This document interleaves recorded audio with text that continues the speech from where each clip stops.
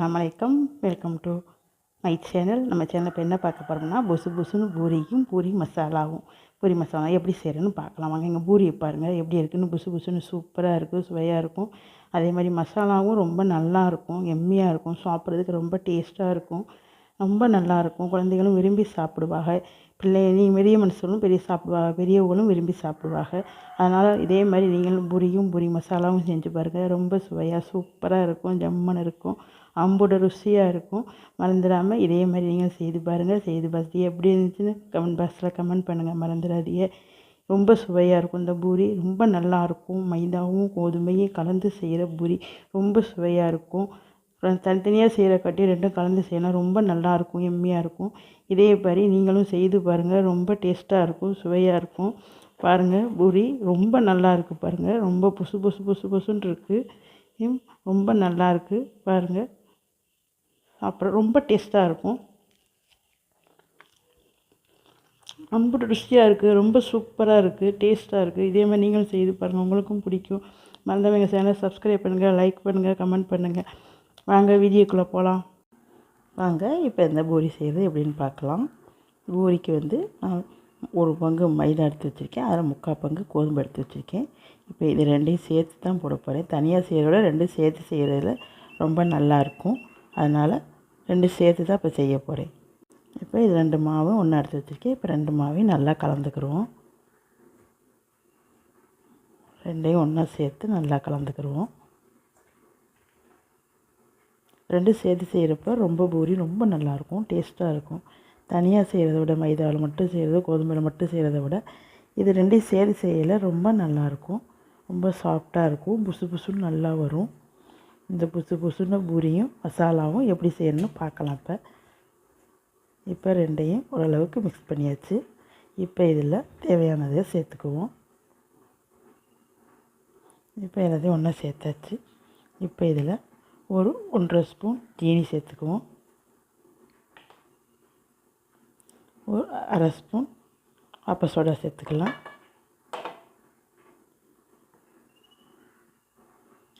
இப்போ இதில் தேவையான அளவு உப்பு சேர்த்துக்குவோம். இப்போ இதில் ஒரு 1 ஸ்பூன் ரவை சேர்த்துக்குவோம். இப்போ எல்லாத்தையும் சேர்த்து நல்லா பிணைஞ்சிக்கிடுவோம். இப்போ இது எல்லாத்தையும் சேர்த்து மிக்ஸ் பண்ணிக்கிடலாம்.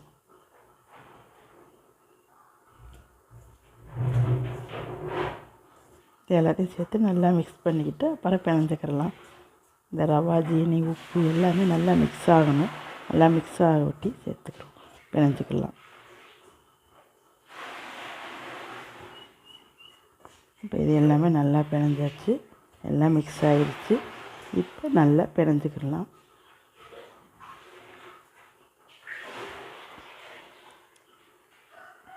இப்போ இதில் 1 ஸ்பூன் எண்ணெய் சேர்த்துக்கிறோம். 1 ஸ்பூன் எண்ணெய் சேர்த்தாச்சு. எண்ணெய் சேர்த்து இதையும் மிக்ஸ் பண்ணிக்கிறோம்.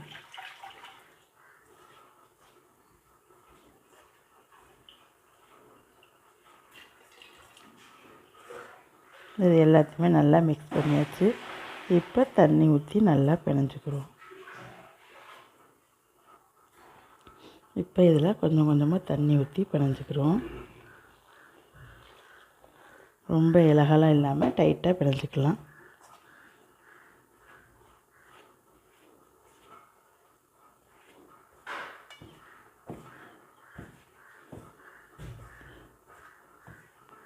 இப்போ தண்ணி பத்தலை, மறுபடியும் தண்ணி சேர்த்துக்கிடலாம்.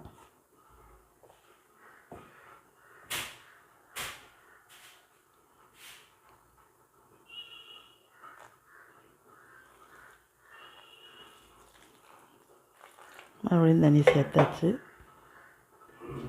இப்போ இது எல்லாத்தையும் சேர்த்து பிணைஞ்சிக்கிடலாம். இதே மாதிரி கொஞ்சம் கொஞ்சமாக தண்ணி விட்டு மொத்தமாக நல்லா டைட்டாக நல்லா பிணைஞ்சி வச்சுக்கிடுவோம். நல்லா பிணைஞ்சி ஒரு 10 நிமிஷம் ஊறணும். ஊறினா தான் பூரி நல்லாயிருக்கும். ஏன்னா ரவை சேர்த்துருக்கோம், அதனால் ஊறினா நல்லாயிருக்கும். இப்போ இதே மாதிரியே கொஞ்சம் கொஞ்சமாக தண்ணி விட்டு மாவு எல்லாத்தையும் பிணைஞ்சிக்குவோம். மாவு பாருங்கள் நல்லா பிணைஞ்சாச்சு, நல்லா இருக்குது மாவு பாருங்கள், சாஃப்டாக இருக்குது. இது கொஞ்சம் ஊறினோன்னா கொஞ்சம் டைட்டாக வர்ற மாதிரி இருக்கும், அப்போ ரொம்ப நல்லாயிருக்கும். பூரி சூப்பராக வரும், புசு புசுண்டு நல்லாயிருக்கும். இப்போ இது நல்லா ஊறட்டும், ஒரு 10 நிமிஷம் ஊறட்டும், பார்க்கலாம். அடுப்பில் ஒரு சட்டி வச்சுருக்கேன்.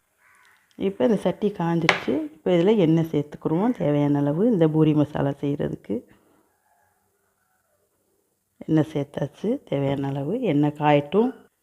இந்த மசாலா செய்கிறதுக்காக வெங்காயம் எடுத்து வச்சுருக்கேன். ஒரு 300 கிராம் பெரிய வெங்காயம் நறுக்கி வச்சுருக்கேன். உருளைக்கிழங்கு நறுக்கி வச்சுருக்கேன். பச்சை மிளகா, கருவேப்பிலை, தக்காளி எல்லாம் எடுத்து வச்சுருக்கேன். வாங்க எப்படி செய்கிறேன்னு பார்க்கலாம். இப்போ பாருங்கள் நல்லா காஞ்சிருச்சு எண்ணெய். இப்போ இதில் கடுகு, ஒரு ஸ்பூன் கடுகு உளுந்தும் சேர்த்துக்கலாம். இப்போ கருவேப்பிலை சேர்த்துக்கலாம். இப்போ இதில் வெங்காயத்தை சேர்த்துக்கலாம்.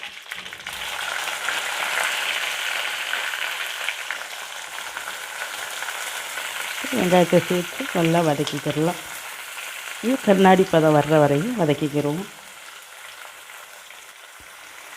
இப்போ வெங்காயத்தை கண்ணாடி பதம் வர்ற வரையும் நல்லா வதக்கிக்கிறலாம்.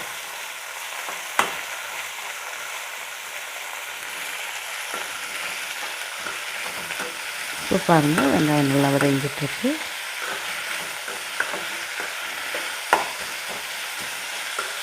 இது ரொம்ப சின்ன நறுக்குனா ரொம்ப நல்லாயிருக்கும். சின்னத்தை நறுக்கிருக்கு. இப்போ இது நல்லா வதங்கட்டும். இப்போ வெங்காயம் நல்லா வதங்கிட்டுருக்கு. இப்போ இதில் பச்சை மிளகாயை சேர்த்துக்கலாம். நான் இதில் ஒரு 4 பச்சை மிளகா நறுக்கி வச்சுருக்கேன். அந்த 4 பச்சை மிளகாயை சேர்த்துக்குவோம். நீங்கள் வந்து உங்கள் காரத்துக்கு தக்கதை சேர்த்துக்கணும். ஏன்னா ஒவ்வொருத்தர் காரம் கூட சாப்பிடுவாங்க, கம்மியாக சாப்பிடுவாங்க. அதனால் உங்கள் காரத்துக்கு தக்கன சேர்த்துக்கணும். இப்போ இதில் தக்காளியை சேர்த்துக்கணும். நான் ஒரு பெரிய தக்காளி நறுக்கி வச்சுருக்கேன். அந்த பெரிய தக்காளியை சேர்த்துக்குவோம். ஏன்னா புளிப்பு சுவை ரொம்ப போயிடும். அதனால் நான் ஒன்று தான் சேர்த்துருக்கேன். உங்களுக்கு புளிப்பு சுவை பிடிக்கும்னா கூட சேர்த்துக்கலாம். 2 தக்காளியாக கூட சேர்த்துக்கிறலாம், நல்லாயிருக்கும். இப்போ பாருங்கள் வெங்காயம் நல்லா கண்ணாடி பதம் வந்துருச்சு. இப்போ இதில் உருளைக்கிழங்கு சேர்த்துக்கிறோம். இப்போ இதில் சொல்ல மறந்துட்டேன், பட்டாணி ஒரு 50 கிராம் எடுத்து நல்லா வேக வச்சு வச்சுருக்கேன். அதையும் சேர்த்துக்கலாம். அதில் இது கடையில் வாங்குகிற பட்டாணி தான். இது ஊற வச்சு நான் வந்து வேக வச்சு வச்சுருக்கேன். அதையும் சேர்த்துக்கலாம்.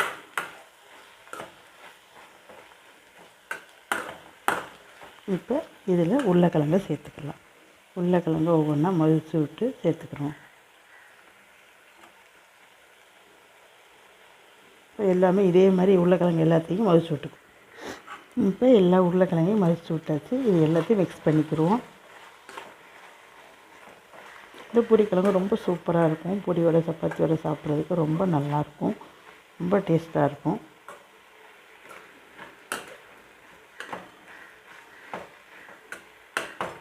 இப்போ எல்லாத்தையும் நல்லா மிக்ஸ் பண்ணியாச்சு. இப்போ இதில் இதுக்கு மசாலாவுக்கு தேவையான உப்பு சேர்த்துக்குவோம்.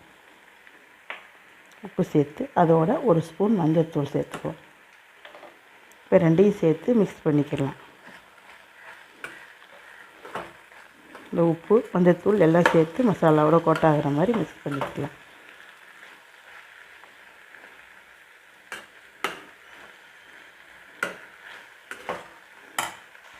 இப்போ இது எல்லாத்தையும் மிக்ஸ் பண்ணியாச்சு. இப்போ இதில் வந்து கொஞ்சமாக தேவையான அளவு தண்ணி சேர்த்துக்குவோம். தண்ணி சேர்த்தாச்சு. இப்போ இதையும் சேர்த்து மிக்ஸ் பண்ணிக்கிடுவோம். பத்தலைன்னா சேர்த்துக்கிடுவோம். பத்தலை நான் கொஞ்சம் சேர்த்துக்குவோம் தண்ணி. இன்னும் கொஞ்சம் தண்ணி சேர்த்துக்கிடுவோம். இப்போ சேர்த்தாச்சு எல்லாத்தையும். இப்போ உப்பெல்லாம் சரியாக இருக்கான்னு பார்த்துக்கலாம். இப்போ மிக்ஸ் பண்ணியாச்சு. இது சேர்த்து கொதிக்கட்டும். இப்போ பாருங்கள் நல்லா வெந்துக்கிட்டு இருக்கு கிழங்கு. இப்போ இதில் வந்து ஒரு ஸ்பூன் கடலை மாவு எடுத்து தண்ணியில் கலக்கி வச்சுருக்கேன். அதை இதோட சேர்த்துக்கலாம். இன்னும் ஒரே ஒரு ஸ்பூன் மட்டும் தண்ணியில் கலக்கி வச்சுருக்கேன். அதை மட்டும் சேர்த்துக்கலாம். அதை சேர்த்து கிண்டி மிக்ஸ் பண்ணி விட்டுக்குவோம். இப்போ கிழங்கு சூப்பராக ரெடி ஆகிடும். ஒரு 2 நிமிஷம் அந்த கடலை மாவு வேகிறதுக்காக ஒரு 2 நிமிஷம் மட்டும் இருக்கட்டும். இப்போ 2 நிமிஷம் வேகட்டும் பார்க்கலாம். இப்போ பாருங்கள் மாவு நல்லா ஊறிடுச்சு பாருங்கள். இப்போ பாருங்கள் எவ்வளோ சாஃப்டாக நல்லா ஊறிடுச்சு. இந்த மாவை ஒரு பிணைஞ்சிக்கிடுவோம்.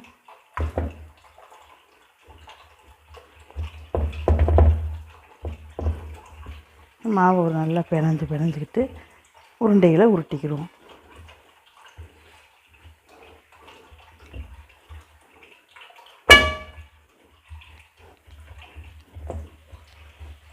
இப்போ ஒரு நல்லா பிணைஞ்சாச்சு.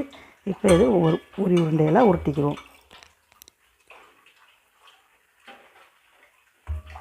இதே மாதிரி எல்லாத்தையும் உருட்டிக்கலாம். இப்போ பாருங்கள் பாதியை உருண்டைகளாக உருட்டியாச்சு. இப்போ இதை பூரியாக தேய்ச்சிக்கலாம். வாங்க கிழங்கு இறக்கிட்டு பூரியாக தேய்ச்சிக்கிடலாம். இப்போ பாருங்கள் கிழங்கு நல்லா தண்ணியெல்லாம் வற்றி சுண்டி வந்துடுச்சு, கெட்டியாக வந்துடுச்சு. நீங்கள் இதோட இலகலாக வைக்கிறா இருந்தாலும் வச்சுக்கலாம், இல்லை கெட்டியாக வைக்கிறா இருந்தாலும் வச்சுக்கலாம். உங்களுக்கு பிடிச்ச மாதிரி நீங்கள் வச்சுக்கலாம். இப்போ இதில் மல்லித்தலை சேர்த்துக்குவோம். மல்லித்தலை சேர்த்தாச்சு. சேர்த்து இப்போ அதையும் மிக்ஸ் பண்ணிக்கிடுவோம். இப்போலாம் உப்பெல்லாம் இருக்கான்னு பார்த்துக்கோங்க. எங்களுக்கு உப்பு சரியாக இருக்குது. இப்போ எல்லாம் போட்டாச்சு. இப்போ கிழங்கு சூப்பராக பூரி மசாலா ரெடி ஆயிடுச்சு. வாங்க இதை ஒரு ஹாட் பாக்ஸில் மாற்றிக்கலாம். இப்போ பாருங்கள் ஹாட் பாக்ஸில் மாற்றியாச்சு. மேலே மல்லித்தலை தூவிக்கிறோம். இப்போ இதே மாதிரி நீங்களும் பூரி மசாலா செய்து பாருங்கள், நல்லாயிருக்கும். வாங்க அடுத்து பூரியை போட்டுக்கலாம். பாருங்கள் ஒரு சட்டியில் எண்ணெய் ஊற்றி வச்சுருக்கேன். எண்ணெய் ஊற்றிக்கிட்டுருக்கேன். இப்போ இந்த எண்ணெயை சேர்த்துக்கலாம்.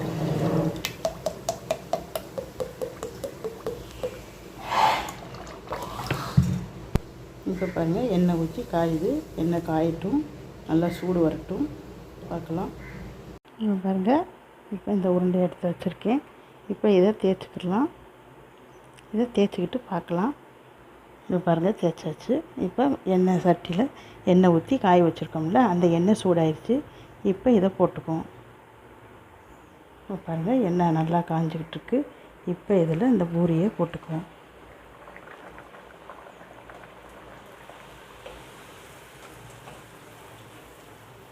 பாருங்கள் பூரி நல்லா புசு புசுன்னு வருது. பாருங்கள் நல்லா புசு புசுன்னு வருது பூரி. மேலே லைட்டாக எண்ணெய் அப்படியே எடுத்து விட்டோம்னா மேலேயும் நல்லா முருகலாக வந்துடும். ரொம்ப சூப்பராக இருக்கும். இப்போ இது நல்லா வெந்துருச்சு. இப்போ இந்த பூரியை எடுத்துக்குவோம். இப்போ எடுத்து வச்சாச்சு. நீ அடுத்த பூரி போட்டுக்கலாம். இப்போ அடுத்ததையும் தேய்ச்சாச்சு. இப்போ அடுத்த பூரியும் போட்டுக்கலாம். இதே மாதிரி எல்லாத்தையும் தேய்ச்சி போட்டுக்கலாம். அவங்க இப்போ அதையும் போட்டாச்சு. இப்போ இந்த பூரியும் பாருங்கள்.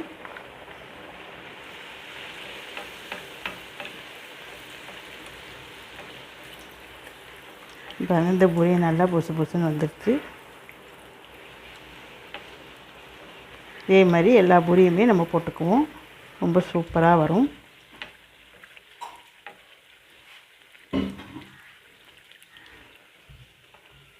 இப்போ பாருங்கள் 2 பக்கமும் நல்லா எண்ணெயை எடுத்து விட்டுக்கலாம்.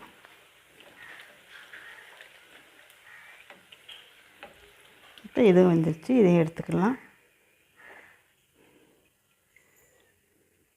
இதையும் வச்சுக்குவோம். அடுத்து இப்போ பாருங்கள் இப்போ இன்னொரு பூரியும் போட்டுக்கலாம்.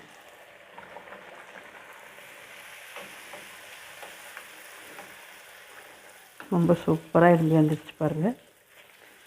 பூரிக்கு எப்போவுமே எண்ணெய் நல்லா காஞ்சிருக்கணும். அப்போ தான் நல்லா புசு புசுன்னு வரும் பூரி. சூப்பராக பாருங்கள் வந்துடுச்சு. இதையும் எடுத்துக்கிடலாம்.